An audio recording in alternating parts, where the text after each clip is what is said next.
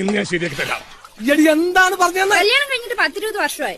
ഇപ്പോഴും അമ്മ എന്നാ പറയുന്നത് അച്ചായിക്ക് മനസ്സിലാവുന്നില്ലേ? ആഹാ, ഈ 20 വർഷമായിട്ട് ഞാൻ പറയുന്നത് എന്താണെന്ന് അവർക്ക് മനസ്സിലാവുന്നില്ല. മിണ്ടാൻ മേലാത്താളെന്ന് അറിഞ്ഞിട്ട് തന്നെയല്ലേ കെട്ടിയേ?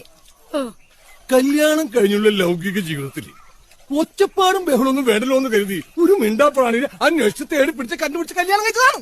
പക്ഷെ ഇവളിങ്ങനെ ആംഗിക ഭാഷയിൽ എന്റെ തള്ളക്കുളിക്കൊന്നും കഴിയാൻ പാടില്ല.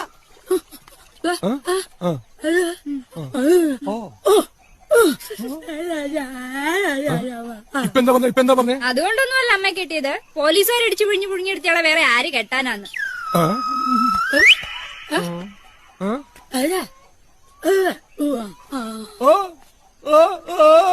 ഞായറാഴ്ച അമ്മാവനൊക്കെ വരുന്ന കാര്യം അമ്മ പറഞ്ഞേ. അവര് വന്നിട്ട് പോട്ടെ ചായി.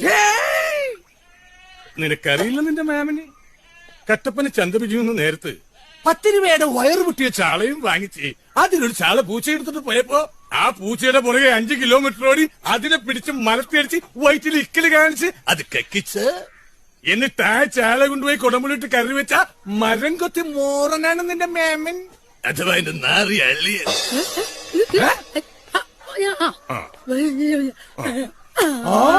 എന്താ പറഞ്ഞത്? ഇപ്പെന്താ പറഞ്ഞത്? അമ്മാവനൊക്കെ എന്തായാലും വരും. അച്ഛനെ പറ്റില്ലെങ്കിൽ ഇവിടുന്ന് മക്കളെ ഇന്ന് ഞാൻ ശരിയാക്കി തരാം.